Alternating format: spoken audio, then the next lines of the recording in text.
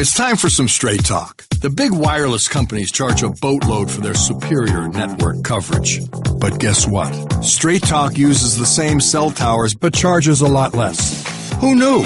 Well, now you do. And I do. So let's do something. It's time to switch to Straight Talk.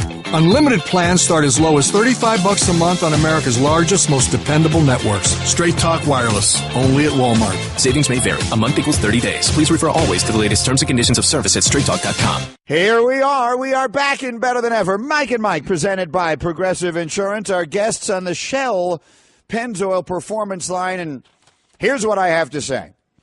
Everything good about the great game of baseball was on display last night. It began with a celebration of its past, which baseball does better than anybody, and Vin Scully does absolutely best. Then we got the game, which was a gripping, thrilling 11-inning masterpiece that featured a truckload of first-time evers and ended with the Dodgers and Astros even at one game all in the World Series. Well, listen, I know we're gonna break this one. Obviously, Don around Hembo gave me some great notes, especially on Rich Hill. We're going to get into Rich Hill going 4 innings and why he didn't go any more than 4 innings and what was the reason behind that, even though Eduardo Perez told us yesterday that was going to happen.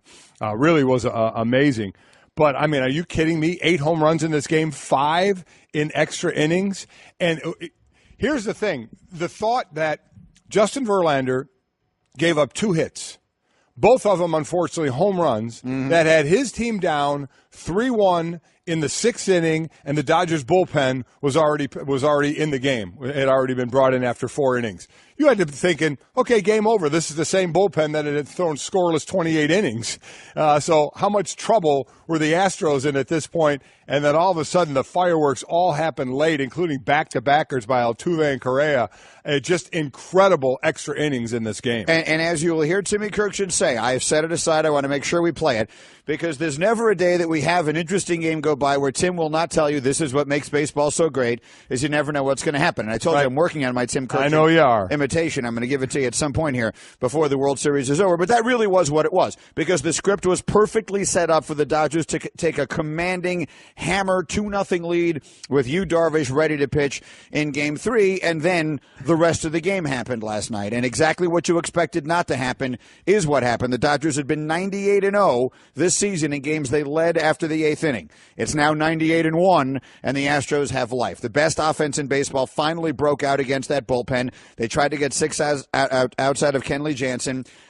Everyone in the world is crushing Dave Roberts for doing that. I'm not going to do it because you go with the guy that has gotten you there before. You have the off day. This is obviously, this is not something he just got a gut feeling to do. This was something they had decided they were going to do. It made sense. And if he gets the 6 outs he's supposed to get for you, then you walk out of there. You got your best on the mound, and you walk out of there with a seemingly insurmountable lead. I'm not going to crush the manager. No, I'm not. I go before that and said, should Rich Hill have been out of the game? To me, that was the bigger question.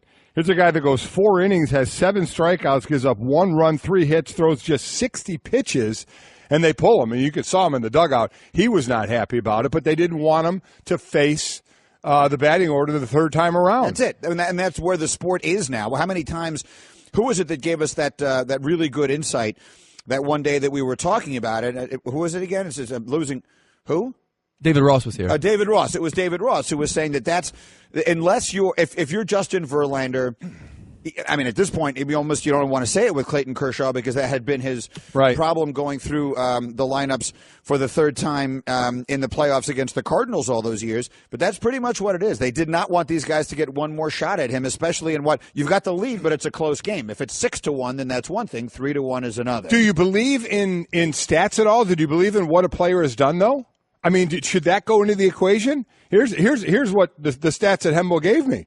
I mean, during the regular season, by the way, Rich Hill has only pitched to one player in the postseason a 3rd time through. Only one player. Mm-hmm. In the regular season, he's pitched to 105 batters the 3rd time through. And? You know what their batting average is? Tell me. 184 with only 6 extra base hits. He got it done in the regular season. Here's the thing. I mean, The manager doesn't have access to those numbers. Oh. Only Hembo does. I really want to know, because I get it. Listen, Eduardo Perez sat in here and told us it was going to happen. I get it. I went into every game in my life, starting in high school, with a game plan. Every single game. High school, college, the pros. I get it. Every sport has a game plan. But during the game, don't you adjust game plan sometimes? Well, that's an interesting question. Do you or not? I don't know. A guy throws when football 60... coaches script the first 25 plays. No, but they script the first 20 plays of a game. Do they deviate from that? Well, sometimes they do, sometimes they don't. But this we're talking about an entire game. We're not talking about the first 10. I guarantee you we've adjusted many things during the time sitting on the bench. Yeah, sure. In between here. That's my point. You adjust at times. So if that was the game plan, I mean, and I'm looking forward to talking to Buck Showalter a little later, or any baseball person, to say, okay, I get it. I get the game plan. But then you get in there, the dude's got 7 strikeouts, has thrown just 60 pitches. He had the 18 batters. He wasn't going through that for that third time.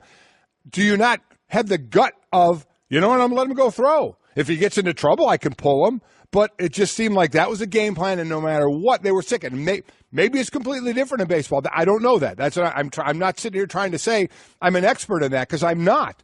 But I got to believe in every sport there's gut, there's numbers, there's feel of the game, how somebody's throwing. So I'm not going to lie. While I wasn't stunned he was pulled, I was a little shocked going, man, he's dealing pretty well. He's only got 60 pitches in. You let him go a little longer.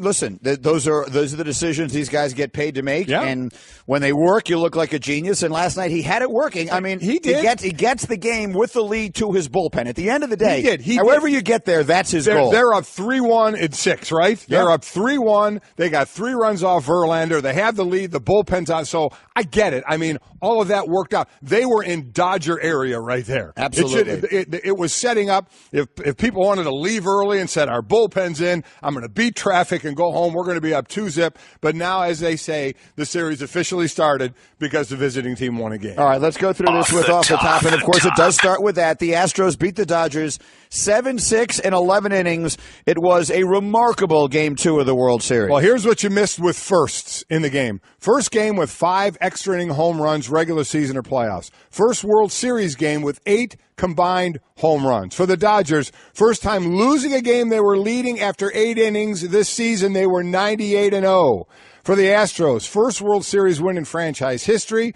First team with home runs in the 9th, 10th, and 11 innings of a postseason game. First team with back-to-back extra-inning home runs in a World Series history. Not bad. You'll hear from all of the winners and others in just a moment. Elsewhere, we got Thursday Night Football tonight. Interesting game in the AFC.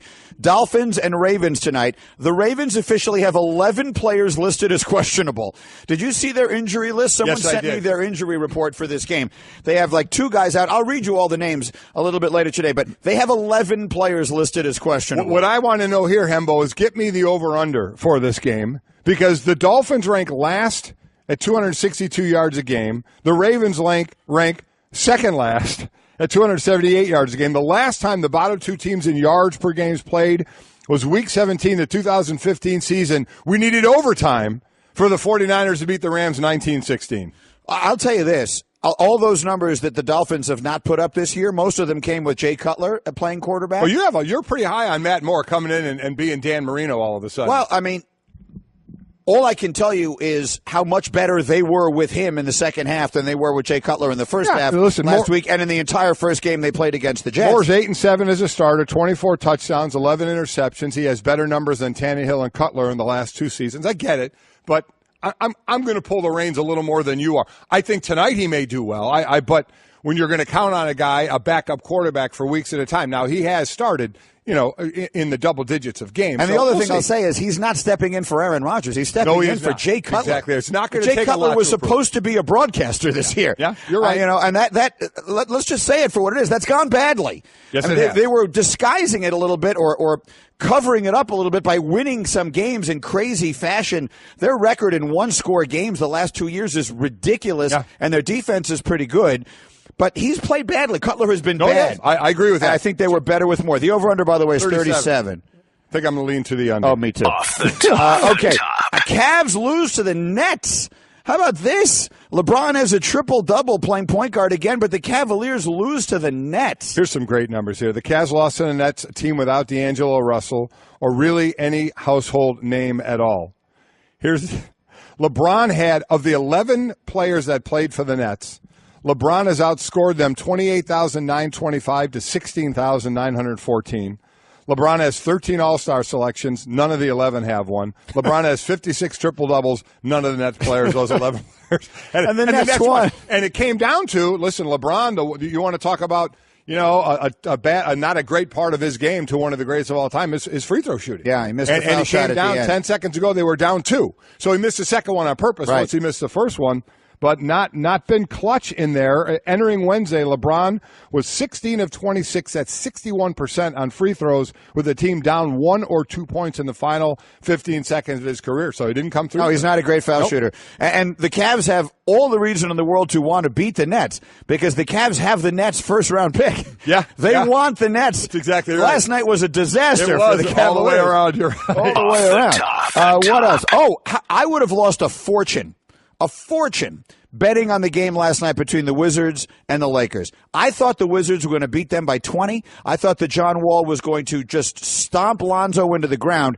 And while Lonzo shot terribly last night, he actually had a pretty good game all the way around. And the Lakers beat the Wizards in overtime. Yeah, they did beat them, 102 to 99. Tied it up, at the end. Wizards were winning this game. The Lakers tied it up to send it to overtime. As far as the lines, Lonzo was 2 of 11, 6 points, but 8 rebounds and 10 assists. He sees the floor so well. When Wall guarded him, I think it was on 24 plays, no points, no assists. Correct. For Lonzo Ball. But listen, watching Lonzo play, the scoring, you hope it will come. The defense, you hope it will come. He's certainly a young player, so he has plenty of time to develop. But, man, he sees the floor. At 6'6", he can get the rebounds, and he makes some great passes out there. And, again, it was Ingram who had the game tire, I think, to send it into overtime. Yes, on a tip-in. He tipped. He followed his own shot. He followed a shot. Oh, my God, stunning in the NBA. But, so that matchup, while Wall ended up with 18 points, 3 rebounds, and 9 assists, Wall shut him down when they were on each other man-to-man. The bottom line is Lakers win the game. Lakers won the game. And then finally, the Steelers have benched Martavis Bryant, or will, for their game against the Lions this weekend. They've basically given him the ultimate just shut up award. Yeah, they have, and along that line, all yesterday was Juju Smith-Schuster's bike was found, not in Martavis Bryant's basement. It was not. As some were implying, that's not the way it went. But yeah, Bryant was on the practice squad, not the practice squad, the show team.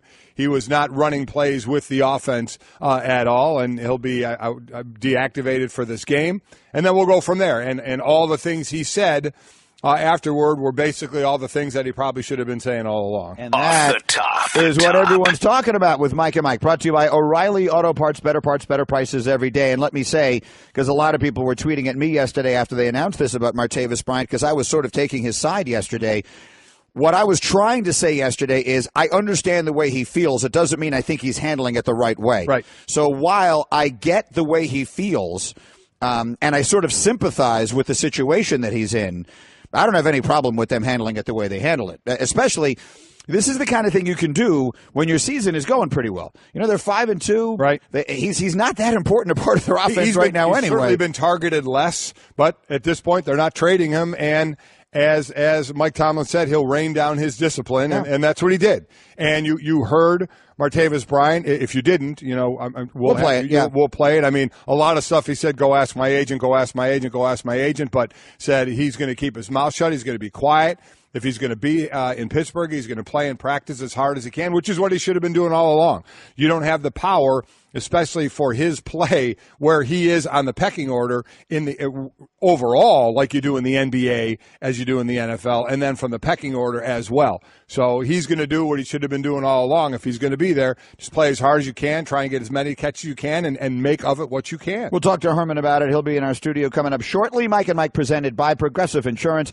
Progressive is celebrating 5 5 years and more than 500 cars donated to vets. To learn more, visit keystoprogress.com. Okay, I want to just play you sound bites from last night's World Series game. It was a great game. Hopefully you saw it. I'm assuming the ratings for last night are going to be really good. So Mike can continue giving you all kinds of numbers, but let's let you hear from those who were involved in it. Let's start with Jose Altuve, who will be the American League's most valuable player, and he hit one of the big home runs last night. Crazy game, man. I mean, I'm so happy we won this game, and thanks God for the opportunity to be here again. This is, one of the best games I ever played. We hit a couple homers, then they tied the game. We hit another homer.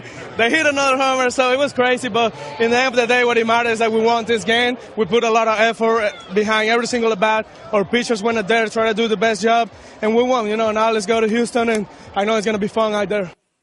Back-to-back, he and Correa in the 10th inning. I mean, unbelievable to come back. And the bats woke up for Houston. They had 14 hits in this game. The top four in the order hit .391, were 9 of 23, scored 4 runs, had 6 RBIs. They were absolutely getting the job done. They were the best offense in baseball all year long. And that frequently doesn't translate in the postseason because the pitching gets better and the bullpens are used differently. And a lot of big offensive numbers, I'm not telling you anything you don't already know, a lot of big offensive numbers come during the course of the regular year because of the way the regular year is positioned. You wind up facing bad pitchers, tired pitchers, bullpens that are, use themselves up the day before. You don't get that in the playoffs, so you don't get the offensive explosion. Last night, you got the explosion. Yeah, and my favorite thing about that soundbite we just played for you, those of you watching it on ESPN2 saw it. It was Buster Olney doing the interview with Jose Altuve, and Buster genuinely does tower. He does over Jose Altuve. Absolutely does. Buster Olney, who, and you know how much we love him. Oh, absolutely. He's a small man. He and Timmy Kirkshin, I've done it. I've gone out on a limb and made a few jokes about their height over the years. You've made quite a few. Yes, I have. In fact, I would say if I had to go back over the funniest things I think you've said over the years on this show, many of them have been about Buster and Timmy. It has. But anyway, Buster is he's a head taller than Jose Altuve. Yeah. That's got to be the way this thing is being shot also. He can't be that much bigger than Altuve. But that's the best player in the American League right there. He's going to be the MVP. And that was the offense last night that the Astros were expecting, and they did it on the road, something they haven't done that well, certainly in the postseason, and they did it last night in a big spot. Great moment last night in the dugout was Justin Verlander, who pitched well, but not well enough that he was in position to lose that game, imploring his teammates. You saw him giving sort of an impassioned pep talk in the dugout during the game, and here he was explaining afterwards what exactly he was saying. I mean, it's so easy to say, man, we're probably not going to win this game down 2 against one of the best bullpens in baseball. I just wanted to really remind these guys how great they are. And, I mean, I've pitched against them. I know how good they are. It doesn't matter how good of a pitcher you are. This lineup can hurt you so quickly. And, I guess maybe that was just my message, is stay positive, remember how good you are, and just play the game. I mean, it's only 2 runs. This team, since I've been here, and I know it hasn't been that long, but 2 runs is nothing. And all of a sudden, 2 runs seemed like it was the Grand Canyon. I just kind of, I don't even know if anybody heard me, but I was just trying to remind these guys, 2 runs is nothing. But you could see why it felt like the Grand Canyon. Here's a guy in Verlander who throws 6 innings, 5 strikeouts, gives up 2 hits. And they're losing 3-1 when he's done. Going to the bullpen of the Dodgers that have gone 28 scoreless innings. I mean, and it come into the game from after the 4th inning. So you had to be thinking, okay, this is not going well. Think about it from the other side. 8 home runs in this game, right? 14 hits for the Astros. There were just 5 hits for the Dodgers. This is one of the most unbelievable, and Hembo brought it up to me. It's one of the most unbelievable stats I've ever seen. So 5 hits. Do you know when the only hit that wasn't a home run came?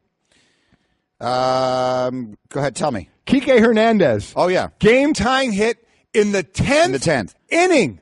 Their only non-home run hit was a hit in the 10th, came in extra innings. Mm-hmm. All other 4 hits were home runs. It's just unbelievable. It was a crazy game. Yeah. That's a great statistic. It was one of those games that are so crazy that it made Tim Kirkshin slap his forehead repeatedly. Here come my favorite 17 seconds of the morning. This, John, is why baseball is the greatest game. This is why you cannot take your eyes off of it because, again, something might happen that you just slap your forehead. I think I slapped my forehead 5 times tonight in extra innings alone. I love him. I love that man. Because when he starts to talk, it's like he's going to start to laugh. I mean, but it's great. Again, the imitations. There's so many people that do such a good Tim Kirkchin that I don't want to do a bad one. But I do love it when he gets into that. And I do love that he slapped his forehead 5 times during extra innings last night as the Astros, with home runs in the 9th and the 10th and the 11th, wind up winning Game 2. And all the players that we're talking about, you got to give a shout-out to George Springer. Here's a guy that in Game 1 struck out 4 times. Question, should he be leading off? And that was question going back and forth. You saw the tweets from his sister throughout the game. It was pretty cool. He ends up going 3 for 5 with the home run, 2 RBIs, the 11th inning home run, tied for the 4th latest in World Series history. I live in Avon, Connecticut. Yeah. He went to Avon Old Farms. Did he really? Oh, yeah. Went to Avon Old Farms. So, yeah, that was pretty cool to see. But just coming back like that, 4 strikeouts in Game 1, a lot of people kind of like, what's our leadoff guy? Well, how's he going to do in this one? And I'd say it worked out pretty well. Well, so where do we stand as of now? Coming back in a moment, you will hear Timmy Kirkchin with his thoughts on where the advantage lies after 2 games of this World Series. Plus, Herm Edwards is on his way in our studio. We're talking football and more with him. I just saved hundreds of dollars by switching to Geico. I'm so happy, I feel like I can fly. Disclaimer, you will not be able to fly by switching to Geico. This is against the laws of physics and nature. If you find yourself flying, please seek professional and or medical help immediately. In the unlikely event you find yourself flying, you might be a superhero, or a pigeon, or a superhero named Pidgewoman, who was bitten by a radioactive pigeon. If you are indeed Pidgewoman, Geico retains all licensing publishing rights in the event Pidgewoman the movie becomes a top-grossing Hollywood blockbuster. Geico. 15 minutes could save you 15% or more. 2 on to Springer, and a swing of the ball well hit to right center field. Hernandez giving chase, not going to get there. And it is gone. It carried right over the fence in right center. Springer with a home run. And the Astros take the lead yet again. It is 7-5 here in the 11th. And that was just one of the great moments in what was a thrilling Game 2 of the World Series last night. Dan Schulman, the call here on ESPN Radio, says the Astros come from behind to beat the Dodgers 7-6-11. The series tied up at a game apiece. The game featured a series record 8 home runs. They'll take a day off to travel, and Game 3 will be tomorrow night. Coverage starts 7 Eastern on ESPN Radio and the ESPN app.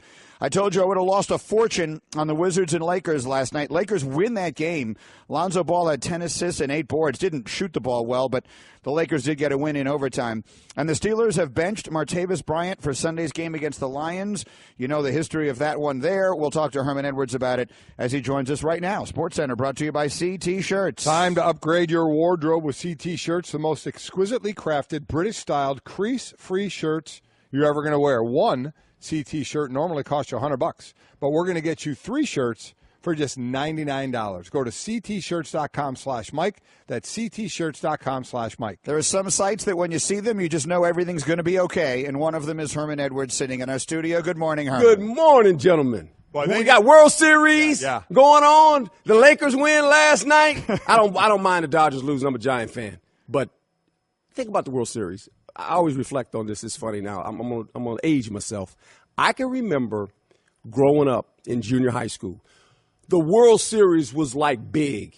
And I had a math teacher when I was in the 8th grade. Well, like the World Series was yesterday, and it's a weekday, and you're in school, and it was during the day. Mm-hmm. And he'd have the TV in there with the antennas, and we'd actually watch the World Series in math. We'd get to watch a couple innings. I was like, man, this is a great class. I love this math class. I was holding the rabbit ears for the antenna because it's kind of going in and out. We're watching the World Series, man. It's good stuff. Every young kid out there is going rabbit ears. They don't know. I think they're also saying, wait, the games were played in the daytime? Yes, then? they were. They were, even during the week. I'd be interested. I'm kind of hung up on the George Springer thing because it's a guy. I'm always for a guy that can turn it around in a day. I mean, in Game 1, he strike 0 for 4 as your leadoff hitter, striking out 4 times, and then 3 for 5 and has a 2-run shot in the 11th. So I'm curious, and I don't know what A.J. Hinch, if he said anything to him or what he did. I don't know him as a manager. We've met on the show more than a few times. For you, if you had a player who was a player you count on, really just tank it, play horribly.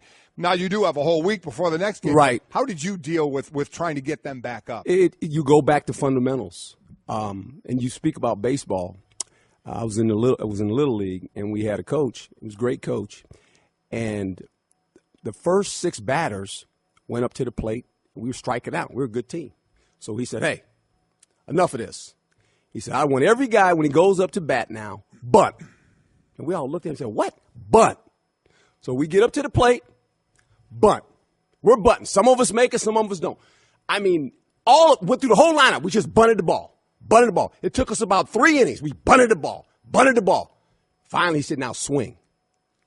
We just started clocking the ball. He said, "You just got to go back to the basics. See the ball hit the bat. Don't make it complicated." I thought it was interesting because it asked about the turnaround. One of the things he said is just slow down. Yes. And that's one of the things you think you'd be gripping harder and being a little anxious. Kind of like golf, like Greeny swing, when he wants to really muscle up. And I said, "Greeny, just slow down, man." And I got him relaxed after about the 5th hole. After I knocked that birdie on him, that 20-footer, he was done. He didn't know what to do. That's a story I'd relive any time. But it is true. Golf and baseball do have that in common. It is counterintuitive. Yes. They are the sports that the harder you try, the worse you generally do. You guys come from a sport where I'm going to run faster, I'm going to hit them even harder, I'm going to jump even higher, and that works. Basketball is the same. Hockey, to some degree, is the same. There's that skill portion of it, obviously, with the handling of the stick. But in baseball, the harder you try, generally, the worse you do. He tried a little less hard. He had a very big night last night. We'll get to football with Herman in a second. But first, let me play a Timmy Kirkjian after he finished slapping his forehead last night. He was explaining where he thinks we sit in the series and that the Dodgers, despite a heartbreaking loss, are fine. You're still 1-1. You have Darvish pitching in Game 3. When he's right, nobody can hit that guy. You have Clayton Kershaw, who only threw 83 pitches in Game 1. So if you need him to come back in Game 4, he'll probably be fine. But he'll pitch on full rest in Game 5. They have everything in front of them here, and they really played well tonight. They just couldn't keep it in the ballpark against the most explosive offense in Major League Baseball. Listen, we went from one area of the Dodgers, boy, if they go up 2-0 before Houston gets to go home, the position they're in. But now Houston did exactly what they needed to do. You steal one. You get one. Now, home field jumps over to you, and now can you hold on to it, as we said, with Darvish going on the mound for the Dodgers? All right, so again, they got a travel day today. We'll pick up our coverage of the World Series a little later. And again, Buck Showalter will join the show in our final hour today. He's as good with this stuff as absolutely anyone. To Herman, we have an interesting situation in Pittsburgh now. Mike and I talked about it a lot yesterday, and we touched on it off the top this morning. The Steelers have benched receiver Martavis Bryant after the comments that he made both to Josina Anderson and all over social media that he wants out. So I'll just give you the floor. What are your thoughts on the way this was handled in Pittsburgh? Well, I think it was handled the correct way. First of all, Martavis, I'd have told him, and I've said it many a time, don't press in. You press in and things happen. And you press in on a head coach that is trying to get his team to focus in on the job at hand, which is to win the division and maybe eventually get into the Super Bowl. And this team is good enough to do that. And there have been some distractions early in the season, and I think he just said, enough is enough now. I'm going to do something to make sure we understand that I'm the head coach, and we're going to do things a certain way. And you think about Bryant, this is an organization that has really tried to help this guy through his struggles. He's missed 20 games due to suspension. With that being said, when you look at their offense, it's real basic. They average about 35 passes. With that being said, there's only so many targets that can go around to this team, and we know this. 18 of the targets combined go to Brown and Bell. Right. All right? So Martavis gets 6 targets. Smith gets 7, and the tight end, Jesse James, gets another 4. So he's getting the most targets. He's the third wheel on the car, right? Problem with him, he's limited as a receiver. He's a vertical guy. Right. That's the hardest pass to complete, vertical passes. Every once in a while I try to throw him a screen. But his problem is in the fact that he doesn't understand his role. And I understand he wants to be the star, and maybe he will be the star somewhere else. But on this team, it reminds me a lot of my era when I played against the Pittsburgh Steelers. They had a pretty good team, by the way. They had this guy named Terry Bradshaw, pretty good quarterback. Had a running back named Franco Harris. They had a wide receiver named Lynn Swann. And the other guy was this guy named John Stallworth. He didn't get as many passes as, obviously, Lynn Swann got. But he's in the Hall of Fame. That's what I'm saying. Yeah. He ended up being a pretty good player, right? And so I think sometimes you forget how fortunate you are to play on a team like this that has a chance, to get in the big game and to win it. Just understand that. I think I don't want to put it on generations, but generations are different. And we're in a very I want it now. Oh, no doubt. So to your point, Greeny, that you were making yesterday, you were right. He feels he's better because I think he's he's slipping behind Juju Smith-Schuster as well. I think he feels he's going down the totem pole. And to your point, you were saying he just wants his. The only problem is he needs to show some patience to want his. It may come in time. He had to realize he can't determine when that's going to happen. He can't get himself in a position to go say, I want to be somewhere else. I'm going to be a number one, and I'm going to get all my money now. It may come for him, but it's going to have to come at a different schedule that's not his schedule, and it's something he had to come to terms with. Well, look, he's a little bit, he's a little bit of a guy right now where other organizations look at and go, well, wait a minute. Oh, yeah. Is he going to be available? Right. 20-game suspension. Missed 20 games due to suspensions. One more, another bus. Not because of injury. Right. Okay. Off the field stuff, and hopefully that's corrected. And I'm praying for the guy because he's a really good football player. So he put himself in this situation. Other organizations looking at, and if you're another organization, you're going, wait a minute now. This guy, he's on a 5-2 football team. He's hollering about he wants the ball. Do we really want this guy? Because if we don't get him enough passes, is he going to start this in our locker room? And then when he leaves the building, is he going to show up the next day? So all these things are like in his court right now. And I know he doesn't see that. And, he's a talented guy. I hope that he gets through this season, obviously. He plays well. And then this is what will happen. Pittsburgh will decide. And they still have another year on this contract. Right. What do we want to do with him? They have all the keys. They have the keys to the car right now. Yeah, they do. And before people start saying, well, you see Antonio Brown gets targeted all the time. He's flipping water coolers because he's wide open. There's a difference. I don't care what anybody says. There's a pecking order. He's one of the best receivers in the league. Doesn't have the missing games by suspension issue either that Brian had. So just don't make the comparisons because they're not comparable. You treat everyone fair. You don't treat everyone the same. That's exactly the rule. Right. But here's the next rule. Mike needed to send a message to the football team to get them focused because he understands my team is rolling right now. I don't want to have any distraction. We want to concentrate all on football and let's go. And sometimes you have to do this. You got to take a player that's a good player and go, now it's even worse. I mean, I shouldn't say worse, but you can deactivate him. Right. He didn't do that. Go on practice squad. How about that? Yeah. That sends a message. Yes, it does. Again, some of the Twitter here through the 1-800-Flowers.com Twitter feed with Herm Edwards in our studio. A ton on the World Series. Brett tweets, as a Dodger fan, it feels like we lost 2 games last night. Almost feels like we gave away the World Series. That's the beauty of this stuff. It feels that way. And then tomorrow night at first pitch, it will feel nothing exactly like right. that at all. Exactly right. Yeah. You just heard, if you were with us 15 minutes ago, you heard Tim Kirkjian saying the Dodgers are absolutely fine. They're 1-1 with Yu Darvish pitching in Game 3. So I don't. The bottom line of it is the Astros are top-heavy in their rotation. They are counting heavily on winning the games that are started by Verlander and Keuchel. So you split those 2 games. I think the Dodgers should feel – look, you blew a game last night. You had a chance to win. I understand that part. And then Eric tweets, who won the game last night? Vin Scully won. The first pitch was the greatest. Did you guys see that? Yes, it was great. Oh, phenomenal. We know Bickler hated it because he hates Vin Scully. Get out of here. Oh, you weren't here for that. No, I wasn't. He thinks Vin Scully is the most overrated person of all time. You're making that up. No, he's not. No, he's not. I want you out. No, that's what I did the same thing. I want the television cameras on him right now. Put it on that guy. Same thing. Take it off, Vince. I'm posting the position. Of the airwaves. I'm posting the position of guy who sits in this room and does things. Hey, Mom and Dad, here's your son. Yeah, Bickler. I mean, I'm going to need you out. It's unreal, isn't it? I'm going to need you out. You cannot knock. There are very few things in America you cannot do. One of them is you cannot knock Vin Scully. That's it. Yeah, we were dumbfounded. That's what you call a walk-off. That's a great walk-off. Just keep walking. Don't let the doorknob hit you with a dog should have bit you. Just keep on going. You know what he said? You know what he said? What has he done in the last 5 years?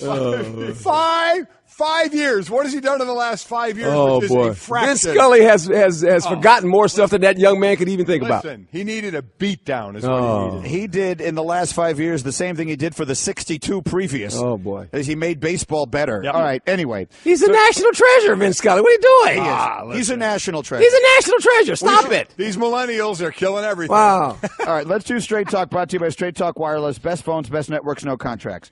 Once again, I am not defending the way you're making a great point. The way Martavis Bryant has gone about voicing his frustration with his situation. And he is, as I said yesterday, not only an imperfect witness, he's the absolute wrong witness because of the stuff that's gone on with him. However, I will say this. One, I do feel for players in that sport because more than any other sport, they can get themselves stuck in a situation that they cannot get out of, and you get one shot at the apple in that thing, and he sort of sees his slipping away. Again, I recognize that part of the time that he has missed, much of the time that he has missed, has been his own doing. But still, I get the frustration. And then the second part of this I will phrase as a question. When you've got Antonio Brown, who I get it, is the most productive receiver ever, but when he Facebook Lives a post-game celebration in the locker room, and basically they do nothing. And then he flips over a Gatorade cooler on the sideline because he's not getting the ball thrown his way enough. And the next game, they throw him the ball on every snap of the play. I get that the great players get special treatment, but what message does that send in how does that not reverberate down to a guy who says, okay, this is the way you get what you want here. You complain about it, you make yourself a pain in the neck, and they react. I'll tell you like I told my daughter. Go. She told me one day, she said, Daddy, she says, that's not, I'm not getting treated the same as the boys on the basketball team. She said, when I come down the court, I pass it to them, they don't pass it back. I said, really? I said, you know what you do? Don't pass it to them, you shoot. She said, well, why is that? I said, honey, who said life's fair? Who made the rule up? I want to know. Let me know, because life's not fair. Life's about opportunities. Some people get more opportunities than others. Bryant, in his situation, is not going to get the same opportunities that Ben Roethlisberger is going to get. And Bell, Brown, he's not getting the same. And you know what? As an athlete coming up through the ranks, at times, when you grow up, you understand the pecking order of it. You get it. It starts at a young age. You figure it out. Now, if you're the star, there's a certain limit. And then when you cross that threshold, the coach says, enough is enough now. And I've done that with stars. When they went to the part where you just crossed the line, I got to get you now. But your line might be a little higher than the other guy's line. But everybody get it. This is nothing new to an athlete. See, athletes get it. That's the thing. You talk about what's the locker room. They see exactly and they understand. They you know what? I'll give you the example of me and Jerome Brown. Do you think Jerome Brown and I would be disciplined the same if we did the same thing? Of course not. Absolutely not. No. And do you think, the first thing I would do is completely understand it. I wouldn't think, well, you know what? Boy, Jerome got this because he did this. Maybe if I do that, I'll get the same thing. There is no way on God's green. Players all know. We all know the pecking order. We're not sitting in the locker room going, oh, my God, I can't believe that's happened. Because Jerome was great. Antonio Brown is great. That's how it works. I've been saying this for 18 years about the leash, and the first people that understand it are the players. I'm not saying they're ecstatic about it, but they know that that's how it works. Knowing Mike, I think why it went this far is when Martavis talked about another player. That's crossing the line. Right. That's a teammate. You don't go over there. If you got something to say about a player, you come see me. You don't go socially with that because that's family. Right. Okay. And for those who didn't see it, he basically said there's no way Juju Smith there you go. better and than me. For me, and I'm not trying to think for Mike, but that was the one where Mike says, there's the line. Wait a minute. Yeah. That's your teammate. That's your brother. He's family. We talk about family in the house. We don't go outdoors and talk about the family now. So now guess what? So he basically said, if you talk about another player on this football team, our family, these are the consequences. That's why he got him. I understand that completely. It does hearken me back, however, and I will adapt the line slightly to the great line from North Dallas 40. Every time I say it's a business, you say it's a family. And every time I say it's a family, you say it's a business. There's a little bit of that going on here, too, that just rubs me the wrong way. But again, did he handle this poorly? Absolutely. Yeah. And I'm not disagreeing with Don't that. press in. Straight Talk Wireless nationwide coverage on America's largest and most dependable 4G LTE networks. What's going on with a guy who should be one of the biggest stars in sports? We'll get to that next.